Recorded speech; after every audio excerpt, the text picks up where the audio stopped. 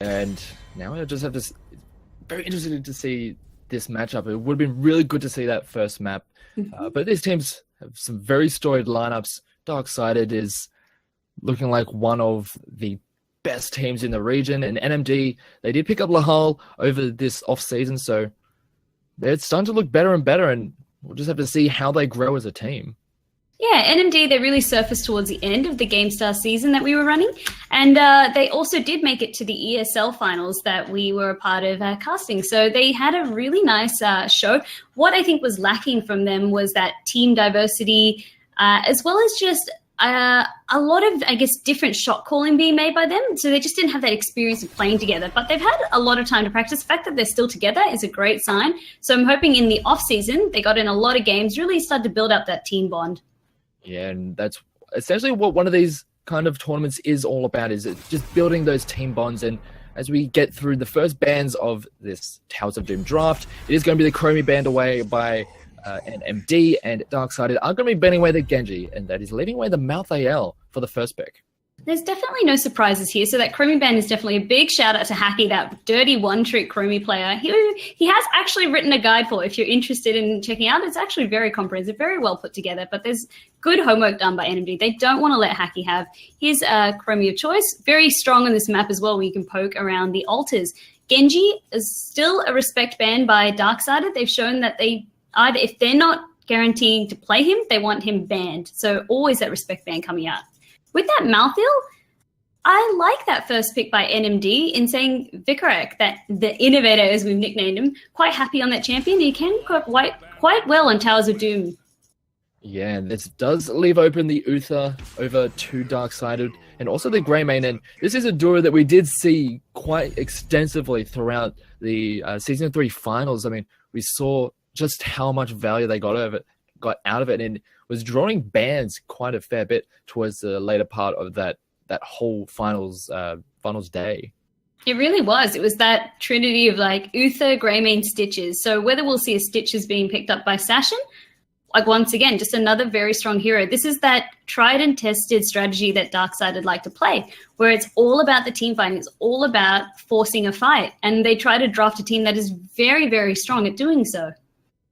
Yeah, and now we just have to wait and see what NMD do pick up for their next two picks. We do have the Malthael, who will be rather considerable, like a considerable strength in a solo lane situation, and now they're picking up the Diablo to really start to shore up their front line. And we'll just have to wait and see if they want to pick up their support right now before we get into the next bans, or if they want to start picking up some more of the damage. It's going to be the Lunara. So I'm thinking either Hiccup or Lahal will be playing that Lunara. Both of them quite love that champion. The Diablo is also a nice, strong opener. He's a tier A, tier S even. Warrior, he just brings a lot of crowd control. And when you're trying to force those fights, or if you're looking at what the Uther and Greymane are trying to bring, it's a lot of dive. Diablo can help counteract that. And Malthael's an interesting one. When you open with Malthael, it's almost like you're saying, just try and stack high health, because I'm going to shred that. Whereas sometimes Malthael can also be picked up if you start to see a lot of high health heroes being put on the enemy team. It seems almost like it's on the flip side. Maybe they're trying to say, all right, if you've got the Stitches, like we can counteract it quite nicely. Say if we are forced in a fight. Yeah, it's very interesting to see how this draft has developed. It's going to be the Rhaegar banned away by Darkseid. So that's one of those very dive-heavy supports who does do quite well when a team is moving forward. So that's going to be one tool that NMD won't have at their disposal, whereas they are going to be banning away the Nubrak. And as we've been seeing throughout the day, even though Nubrak did cop a bit of tuning on the most recent patches, he's still to be feared. I'm actually interested Darksided didn't opt to ban Malfurion over Rhaegar. I'd say Malfurion would have a lot more synergy with Diablo. Diablo can use his combination of the charge and flip into roots, entangling roots. It can be quite devastating. As well as that Twilight Dream. When you've got a lot of dive heroes, the Twilight Dream can be quite good at shutting that down. I mean, they do have the Uther, so when Greymane does go in, if it is a Divine Shield, which we most likely will see, he will be able to be safe. I'm just... interesting, I guess, that they prioritize the Rhaegar ban more. Yeah, it has been a very interesting draft from both sides, really. I mean, now on the side of Darkseid, they have an incredibly damage-heavy lineup with that Greymane and the Cal Fast, but Still no tanks to speak of just yet, as we do have that Stitches. We've been saying throughout the draft that is pretty much a staple pick for this lineup for Darksided. When Sashin can't get his hands on the Arthas or the Anubarak, he's quite happy to go into that Stitches. And I think it's one of his favorite warriors to play at the moment. Oh, wow. Okay, now this I didn't quite see coming. The Lost Vikings. What do we read into this? All right, so Lost Vikings, very good on big maps and good at essentially dragging teams around the map and allowing the rest of the team to just pretty much be considered like a consolidated force to just push down a lane. And the Lost Vikings on Towers of Doom is one of those picks that does pop in here and there if you have one of those very, very confident Vikings players. And looks like NMD are very comfortable playing into that style. And as you mentioned, this is going to be the Malfurion picked up for NMD. So a very nice lineup there. And now we just have to wait and see for this last pick for Darksided. I'm just very interested. Is it almost a little bit of cheese coming out from NMD? They've shown that they're not afraid to try something different. I'm not saying that Vikings are going to be a horrible pick. I mean, everyone always just says, "Oh, the Vikings are such a meme." Real weird. It's just it's a strange game because a lot of what you're going to see is just him doing that AFK, almost like an Abathur. He'll get that AFK push, put a lot of pressure on those bell towers, try to capture them if he can, and it should then be about forcing rotations, which should then allow NMD to be able to capitalize on whether they can force a fight, where the numbers are in their advantage, or perhaps take objectives. That's what the Vikings are aiming to achieve. Yeah, and now that with that Falstad last pick for Darksided, they do have their own tool to kind of deal with some of that global pressure. And very interesting to see how the end of that draft ended up. But yeah, very strong lineups on both sides. I mean, it's a little bit unusual on the side of NMD, but they are picks that we've been seeing some of the players be very strong with in the past. It has, just looking at who has picked up a lot of those heroes, but yeah, it's very interesting to see how it is all fallen together. But Darkseid is still an incredibly strong team, and we'll just have to wait and see if experience trumps a lot of these draft shenanigans. Interestingly enough, it's neither Hiccup or Lahal playing Lunara. It's actually Ninja who'll play Lunara. Yeah, so I was just looking at that. I was just a little bit... Great flexibility. Yeah, so very flexible. They're definitely shedding off those stereotypes that we used to know them for, those one-trick pony tags that we've sort of almost memed them onto. So the fact that they're showing such a great diversity about who can play what, it's definitely a very encouraging thing to see on the side of NMD. And if we look at the strategies of how both teams are trying to build up to Darkseid, as we said, very, very good on that team fight. They have a lot of tools that they can use to win the team fight for them. On the side of NMD, it's more about seeing if they can force those rotations out, get that push going, get the Vikings to win the experience race for them, and then see if they can snowball off that. Alrighty, so we are getting into game 2 of this series. We did unfortunately miss out on game 1, but it is Darksided up against NMD, and on the blue, it is none other than Darksided. We have Sarshan on the Stitches, Moops Forever on Uther, Demise on Kalfas, Vikarak on Falstad, and Hacky is on the Grey Mane. And rocking the red, we've got Team NMD with Hiccup on Malthael, Physics playing the Lost Vikings, Penta on Diablo, Ninja playing Lunara, and Lahal on Malfurion. Yeah, well, just going back to that point, I mean, we're used to seeing Lahal be on those very poison-heavy heroes. He's pretty much made a name for himself as an Azebo and a Lunara. Almost I almost wanted to joke toxic. Yeah, it's like that's the thing. It's like he kind of he very toxic hero pool, but it was in the way that they played. But here we do have a level 1 engage and a lot of damage going down onto Panther and Hiccup, but they are going to be able to back away from that. And as we see, the Vikings are pretty much spread around the map and is allowing this 4-stack from NMD to just barrel down mid. That's essentially it. With the Vikings, they can just roam around. Or they go in on the Panda, takes a lot of damage, and there's just not enough healing as the hook does go down on the Malfurion as well, so a very nice start of this fight. They will be able to pick up 2, but Ninja does return the favor. Ninja and Hiccup trying to do a lot of damage as they did have the Kalthas fall, and it looks like they're going to be able to take down Moops as well. The poison just enough, but Ninja is going to fall as well, but Hacky does manage to pick up Ninja in the end, so just trading all over throughout these early fights. Hiccup as well, just cannot get Sashin off him. Hacky rejoins the fight, and that's another kill down. So quite a lot of kills being exchanged there. We've got 2 on the side of NMD being picked up and 4 on the side of nice Darkside. pick up there from Penta. Oh, sorry, 3 now. Greymane. Even though the helping hand was there to try and get him out of danger, managed to just flip him out of positioning. The nice pick up there for the Diablo. Overstayed is welcome and paid the price. So now we're seeing 4 kills on the side of Darkside and 3 on the side of NMD. So action-packed bloodbath to start things off. And Vikings, I'm looking into them. They have taken Viking bribery, which means that any chance that they can get those camps to put pressure on the map, they will be looking to do so. Yeah, and even though we have had a very action-packed early game, not too much of a difference when it comes to the experience game just yet. As I say that, we are starting to get a few towers, I believe, starting to fall. Actually, no, it's just a nice, real boost of experience coming out for Darksided, and this is going to just end up with the bottom tower going over to NMD, but with the superior rotation and map play from Darksided, they do manage to pick up the 2 temples on the top side of the map.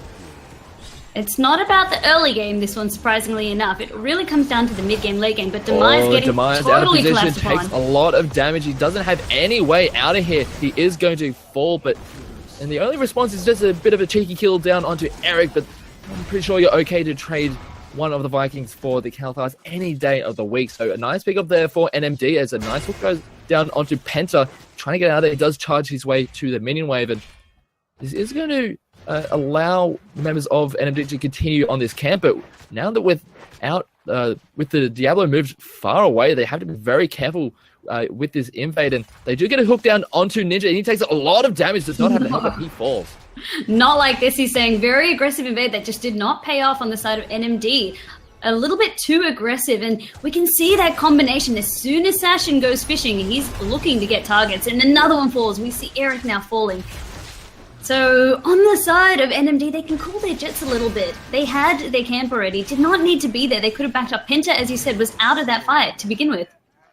Yeah, we do have another one of the Vikings falling. Balog in the mid lane. Vigran doing very good work so far on this on the far side. But meanwhile, on the bottom side of the map, with this 4-stack of Darkside, they are able to pick up the Diablo. So just a little bit of just not enough respect given by NMD to this Darkside lineup, and they're really being forced to pay for it.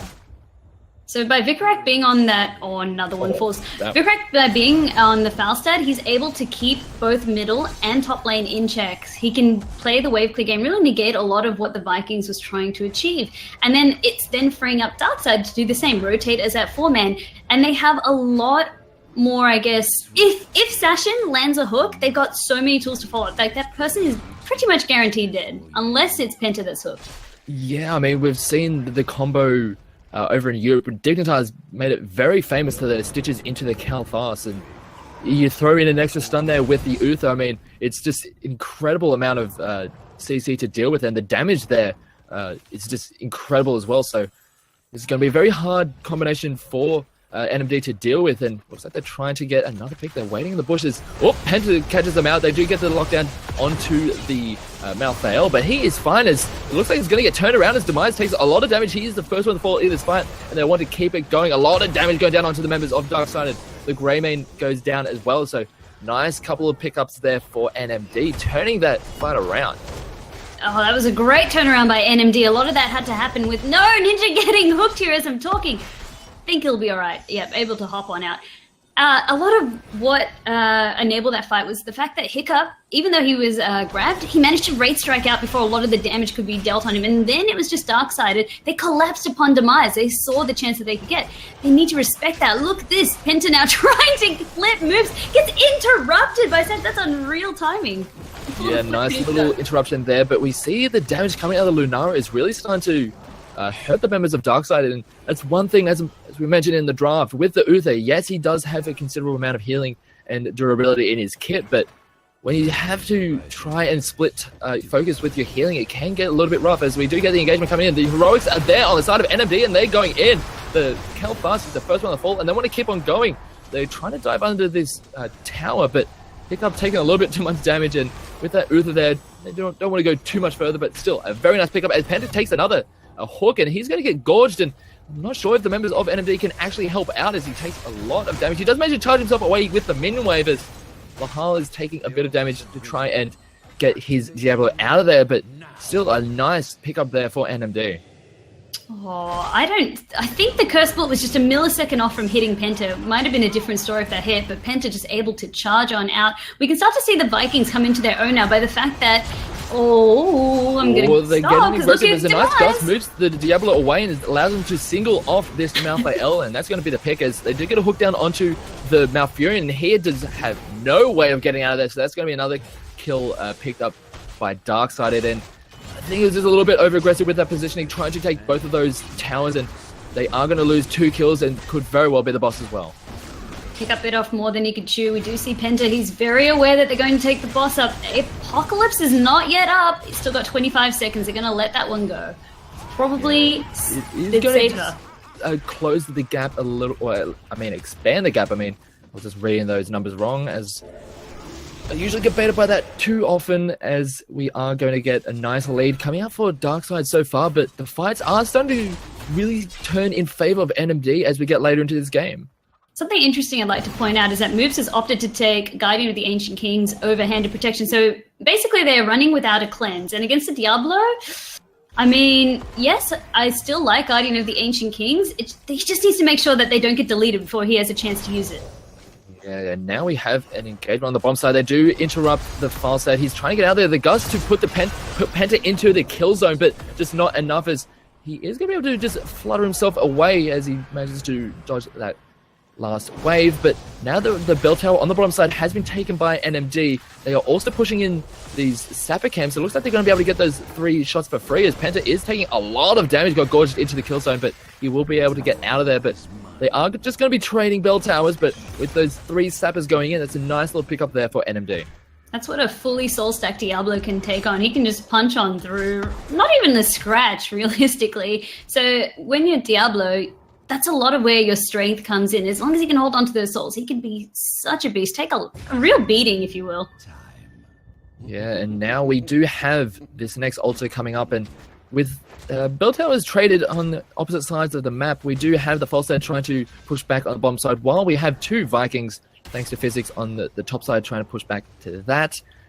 But it looks like we're just going to get a bit of a fight around this, as Malthael was the first one to get caught out, takes a lot of damage. He uses his Tormentor Souls to keep himself alive, trying to sustain himself a bit. He goes in, wants to keep the fight going, but takes a lot of damage. The Gus is good, moves away all the members of NMD. They pick up the Malthael at the very start of this, and this is a good start for Darkseid. They want to keep it going. They are trying to corner him, but that's not an enemy, that's not an allied fort, as they do take down the Falstad. Penta is going to be the next one to fall, I believe, but the Falstad does get taken down, as Ninja is trying to do as much as he can, but he does not have the health to stick around. The Gorge is going to just trap that Malfurion into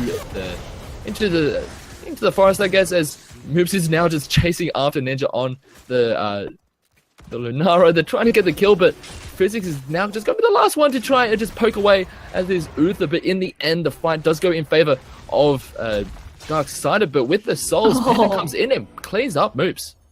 Penta ready to stack up the souls again, looking to see if he can play cleanup crew, cleanup janitor, if you will.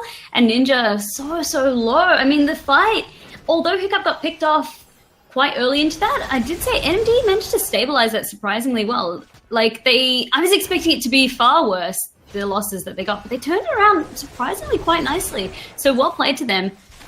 But yeah, Penta now, he's a bit squishy. He needs his souls back. Yeah, that's going to be the big thing coming into these next few fights, as the hook does go down onto Penta. The damage is not there. The follow-up is not there either, as they are trying to push back the members of Darksided. The damage is starting to really ramp up on this Lunara. We'll have to see if that really starts to take over these fights as it gets later and later into this game. Hiccup is almost playing Malthael pre-nerf. That's kind of what even I'm guilty of doing, where you think you can run put your face in it. You press your Tormented Souls, you reap the rewards. No, it's not like that anymore. You actually can get blown up, especially with how much crowd control Darksided are packing. So he just needs to be wary of that. Because that fight, it definitely could have gone to NMD's side. Yeah, just a little bit of time outside of the Tormented Souls, just not getting the value in that fight. And as we saw, Hiccup just not able to get that sustain, and ended up going down really early. Just that, when you lose a member that early in a team fight, it's going to be hard to pick it up, as We did see the Lunara doing a lot of work, and the members of NMD did make the most of that situation, but still, it's a very hard, rough situation for NMD to be in right now. We do have the 3 ultras coming up. 2 of them will go to NMD, but if we look at the core health on both sides, it's starting to look a little bit rough for NMD. NMD are definitely on the back foot there. I think a lot of that had to do with the boss that was taken in that fight much earlier on in the game. But if we can get some Bell alters starting to be taken and then really force Darkseid to start to rotate to this, NMD could find themselves in quite a formidable position. But on the side of NMD, they need to defend their Bell towers. Yeah, I mean... It's just that race. Yeah, it is just going to be racing and trading throughout the map. I mean, you kind of get into these weird map situations when you have the Vikings on the map, and we talked about it in the draft. You kind of get some weird things happening in the draft. You get some weird things happening in the game, as we do have essentially NMD controlling the entirety of the bottom side of the map, whereas Darkseid are just trying to just work their way into advantages here, there, and everywhere. They didn't actually take that bell tower on the top side, so advantage does go to NMD. They do have a 1-level advantage, but it just doesn't really feel like they're making the most of that advantage with how a lot of these fights are playing out. I mean, now NMD has a 2-level advantage, so the Vikings are starting to really do their job. If I hit tab, there's 25k almost experience contributed. So they're doing their job quite successfully now. And more importantly, they're tying up Vikarak. As I said before, Vikarak just has to make sure that he can stop their constant pushing. Yeah, and it's just a little bit of a lull as we wait for this next Ultra Phase to come up. We have the rest of the members of NMD just moving up to the top side of the map. They're actually going to be starting on this boss as the rest of the members of Darkseid are moving to try and take back that bell tower. Vikarak is there. He does have the gust, so that's always got to be in the back of your mind when you go for some of these objectives, as it looks like he's just going to play a little bit more safely with that Diablo, really just threatening any kind of misposition from the far side. So a nice little pick up there for NMD, just really trying to claw their way back into this game. I really like how NMD played that. So they took the bottom bell tower. Of course, Darkseid need to respond to that. That left boss open. They could put 5 members there if Vikarak even tried to go in for the gust. It's crowd control. Penta can just engage on him, and then they could have gotten a pick right there. So very smart. This is the rotations that I wanted the Vikings to be able to push for, and it's happening. So really good to see. Yeah, now we have the 2 ultras coming up. It's going to be a bit of an awkward dance, I guess, around these 2, as we do have an engagement going in onto Hiccup as he takes a decent amount of damage, is forced back. A nice route down onto 2 members. The Apocalypse comes out, does only really land onto the Greyman as the Pilot Dream does get used. A lot of damage down onto the members of Darkseid. The Malthael falls, and as does the Lunara, and that's a lot of the damage down on NMD, and this is just going from bad to worse for the red team. They do get the hook down onto Mahal. He is going to fall. He uses the Ice Block to stay alive a little bit longer, but it's just not enough. And that is just devastating for NMD. 2 split on the side of NMD. This is the advantage that a Darksider can have. We always joke it just takes that one hook that can change the game. And Sashin, he's going to be looking for it. He's well adjusted. He knows what he needs to do, and he'll make it happen. Yeah, and now we're just starting to get the cleanup now, as the 2 towers did go over to Darkseid. There's only 8 HP left on the core of NMD. They are starting to see these bell towers slowly fall, and now it's going to be just even more catch-up on the side of NMD. They do have level 20. They have that advantage for now, but they're just not in any position to try and take advantage of it. We can see Darkseid, they've got that 3 sapper camp that they're looking to escort down in the bottom. They will need to force NMD to respond to this. It's an extra 3 shots if they leave it uncontested. Yes, but they're very wary. A very precarious position, as Penta actually has to use the bolt to get out of there. The Phoenix is dropped, as well as one of them didn't actually go in. That's all of the... Actually, one of the sappers did end up going through, so that's another shot at the core of NMD. They do have another set of sappers coming in, as well as a lot of damage is going down onto Ninja on that Lunara's. Now, this is essentially where Darkseid could just pretty much just stay here for the rest of this game. Yeah, this is where it gets really dangerous, because Darkseid are at the advantage here with... nice that's hook it, with onto the hook. Mahal. That slam build really coming into effect, as they do just all in engage. A lot of damage down onto the Darkseid members. Kalpas drives immediately. The Uther Falls as well. This is a nice turnaround for NMD. Vikarak does come in at the backside to try and help out, but doesn't get too much done, and Moops is back now thanks to his level 20, as the damage is starting to really rack up on both sides. Hiccup is forcing away the members of Darkseid. Hacky and Sachin are forced to retreat, as Wow, looked like it was so good for Darkseid getting that hook onto Lahal, but just the commitment from NMD really turned that around. Well done by NMD. They responded to that perfectly. So Malfurion's an interesting one to hook because you're basically bringing the Twilight Dream to your team. Even with that instant stun, it's just not enough. They didn't blow up Lahal quick enough. He was able to pop that Twilight Dream. Penta as well, popping the APOC. A lot of things went on right there. And then it was almost working against Darkseid to hook Lahal.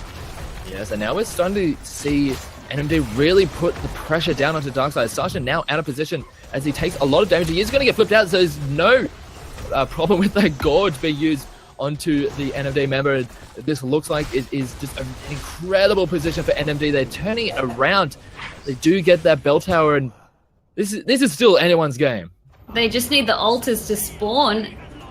One more and it'll seal the deal. We can see Boss coming up in about a minute. NMD are in a pretty good position right now, and they can push with members of Darkseid still on the respawn. But no! Does immediately. Overcommitment. Wow. Yeah. 100%. Hiccup just didn't need to be there once again. Just took so much damage, and that's what we've been saying, just commitment. All of the damage down onto that Malthael he does immediately, and we only have 5 HP left on that Dark-Sided core, and if both teams are still definitely in it. Ooh, the Hiccup takes a lot of damage. Vikrak takes a lot of damage. He manages to get out of there. Now the Diablo is taking a lot of damage. He has to use the Bolt defensively yet again. Oh, it's a very rough time right now. It's very precarious situation for both teams. Darkseid are in a position where if the bell tower situation stays the way it is, any altar will end the game. I mean, we could see moves just really that Guardian of the Ancient Kings paying off big on Vikrak, the fact that he did not fall there, but when they have to go contest the bottom bell tower, that left the middle one free for NMD to take. Penta zigging and zagging, trying to dodge the hook. Didn't matter, there's no follow-up.